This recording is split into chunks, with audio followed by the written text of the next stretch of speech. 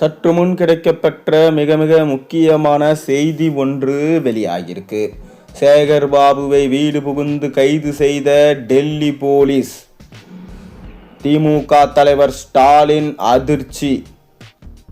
அதாவது ஒட்டுமொத்தமாக திமுகவின் தோல்வி என்பது தமிழகத்தில் திமுகவே இனி 15 ஆண்டு காலத்திற்கு இருக்க முடியாத நிலைமை ஏற்பட்டுள்ளது.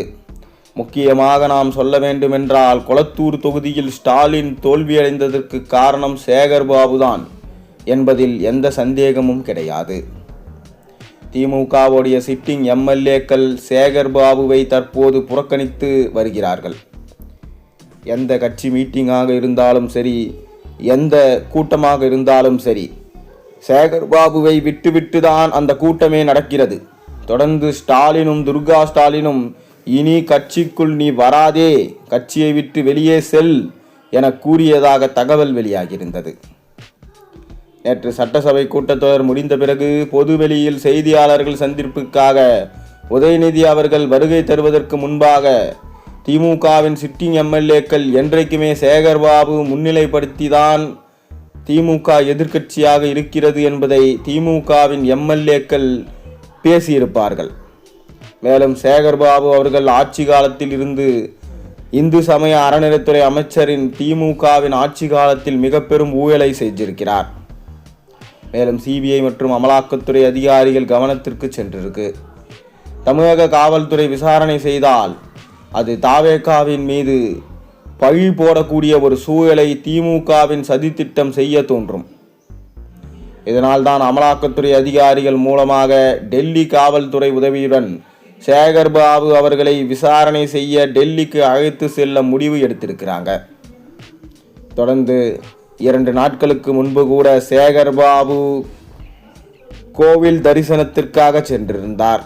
அப்போது சேகர்பாபுவுக்கு அனுமதி இல்லை, யாராக இருந்தாலும் சரி அவர்கள் இந்த வழியில் செல்லக்கூடாது, அதனால் நீங்கள் முன்னாள் இந்து சமய அறநிலைத்துறை அமைச்சராக இருந்தாலும் உங்களுக்கு அனுமதி கிடையாது என மறுத்துவிட்டார்கள். மேலும் இது தமிழகத்தில் பெரும் பரபரப்பை ஏற்படுத்தியது. முன்னாள் இந்து சமயத்துறை அமைச்சராக இருந்த சேகர்பாபுவுக்கே அனுமதி இல்லையா என தொடர்ந்து பல்வேறு விமர்சனங்களையும் தாவேக அரசின் மீது வைத்தார்கள். ஆனால் தொடர்ந்து கோவிலுக்குள் செல்போன் பயன்படுத்துவது, அங்கு ரீல்ஸ் போடுவது, அது மட்டுமில்லாமல் நடுவில் காரை எடுத்துக்கொண்டு மக்களுக்கு இடையூறு விளைவிப்பது, அது விஐபியாக இருந்தாலும் சரி விவிஐபியாக இருந்தாலும் சரி யாருக்கும் அனுமதி இல்லை என அமைச்சர் ரமேஷ் அவர்கள் கூறியிருக்கிறார். மேலும் சேகர்பாபு அவர்கள் துறைமுகம் தொகுதியில் எம்எல்ஏ பதவியை ராஜினாமா செய்ய போகிறார் என்ற தகவலும் சமீபத்தில் வெளியானது. இதற்கு காரணம் வேற யாரும் இல்லை, துர்கா ஸ்டாலினும் மு க ஸ்டாலினும் தான் காரணம். மு க ஸ்டாலினை துறைமுகம் தொகுதியில் போட்டியிட வைக்கலாம் என தற்போது பேச்சுவார்த்தைகள் நடைபெற்று வருது. ஆனால் துறைமுகம் தொகுதியில் மு க ஸ்டாலின் போட்டியிட்டாலும் தோல்விதான் அடைவார் என்ற காரணத்தால் தான் துறைமுகம் தொகுதியில் எம்எல்ஏவா சேகர்பாபுவே இருக்கட்டும், ஆனால் திமுகவுக்கு இனி யாரும் சேகர்பாபுவுக்கு முன்னுரிமை கொடுக்கக்கூடாது, சேகர்பாபு அவர்களுக்கு எதிராக மு க ஸ்டாலின் அவர்களது மனைவி துர்கா ஸ்டாலின் இருக்கிறார்.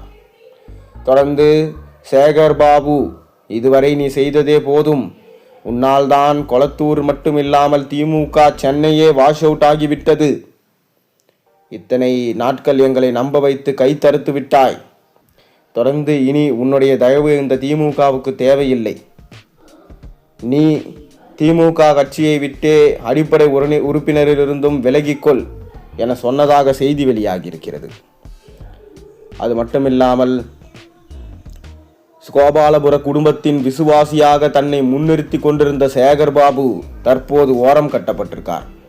திமுகவின் தலைவர் கொளத்தூரில் தோல்வியை தழுவியதற்கு 100% சேகர்பாபு தான் பொறுப்பு. பலமுறை மு க ஸ்டாலின் அவர்கள் தேர்தல் பிரச்சாரத்திற்காக கொளத்தூருக்கு போகலாம் என முயற்சிகள் செய்திருந்தார். ஆனால் சேகர்பாபு தான் திமுக தலைவர் ஸ்டாலின் கொளத்தூரில் பிரச்சாரம் செய்வதற்கு முன்னே நீங்கள் வர வேண்டிய அவசியமே இல்லை, உங்கள் வெற்றி ஏற்கனவே பதிவு செய்யப்பட்டு விட்டது, நீங்கள் வராமலே அங்கு வெற்றியை பறிக்கலாம், அதற்கு முழு பொறுப்பு என்னுடையது என மு க ஸ்டாலினிடம் சேகர்பாபு தெரிவித்தது. இப்போது தோல்வியடைந்த பிறகு என்ன செய்வது என்று தெரியாமல் அனைவரும் கொளத்தூர் சென்று ஒப்பாரி வைத்ததை நாம் பார்த்து கொண்டுதான் இருந்தோம். ஒருபுறம் ஸ்டாலின் கண்கலங்க மக்களிடம் நன்றி தெரிவித்திருந்தார். பின்னால் இருந்த சேகர்பாபு நீலி கண்ணீர் வடித்து மக்களை ஏமாற்றி கொண்டிருந்தார். ஆனால் உண்மையில் சேகர்பாபு செய்த உள்ளடி வேலைகள்தான் தன்னுடைய சொந்தக்காரர்களுக்கும் பணங்கள் அதிகமாக வாரி கொடுப்பவர்களுக்கும் அந்த பதவிகள் கொடுக்கப்பட்டிருக்கிறது. அதனால்தான் திமுக தோல்விக்கு காரணம் சேகர்பாபு என சொல்லப்படுகிறது. மேலும் திமுக ஆட்சியில் அனைத்து ஊழல்களும் முறைகேடுகளும் இந்து சமயத்துறை அமைச்சராக இருந்தபோது முக்கியமாக கோவில் நகைகள் அதை எடுத்தது போன்ற விஷயங்களில் சேகர்பாபு சிக்க வைக்கக்கூடிய ஆவணமாக தற்போது ஆதாரம் வெளியாகியிருக்கிறது. பழனி போன்ற முக்கிய கோவில்களில் பழமையான தங்க நகைகள் கடந்த 5 ஆண்டுகளில் பறிமுதல் செய்யப்பட்டு அதை போலி செய்வதற்காக சேகர்பாபு அவர்களது தலைமையில் தற்போது கைப்பற்றப்பட்டது. மேலும் அதை திருப்பி ஒப்படைக்கப்படும் போது அதன் அளவு கணிசமாக குறைந்திருப்பதாக செய்திகள் வெளியாகியிருக்கிறது. உண்டியல் பணங்கள் முறையாக கணக்கு காட்டப்படாமல் இருக்கு. கோவில்களில் அங்கு வாடகை விடப்பட்டிருந்த கடைகளில் பணமும் தற்போது கணக்கு காட்டப்படாமல் இருக்கு. 5 ஆண்டுகளில் மட்டும் கிட்டத்தட்ட 100 கோடி வரை இந்த இந்து சமய அறநிலைத்துறையில் மட்டும் ஊழல் நடைபெற்றிருக்கிறது. கோவிலுக்கு நன்கொடையாக பணம் கொடுத்த பக்தர்கள் எதற்காக கொடுக்கிறார்கள்? கோவில் வளர்ச்சிக்காகவும் கோவில் தொண்டு நிறுவனத்திற்காகவும் கொடுக்கிறார்கள். ஆனால் அந்த பணத்தை அதை கோவில் உண்டியலில் வைப்பதற்கு பதிலாக, கோவிலுக்கு செலவு செய்வதற்கு பதிலாக தன்னுடைய இல்லத்தில் சேர்த்து வைத்திருக்கிறார் சேகர்பாபு. மேலும் ஒவ்வொரு சக மனிதனும் கோவிலுக்கு செல்ல வேண்டும் என்றால் அவர்கள் சிறப்பு அனுமதியை பெற வேண்டும்.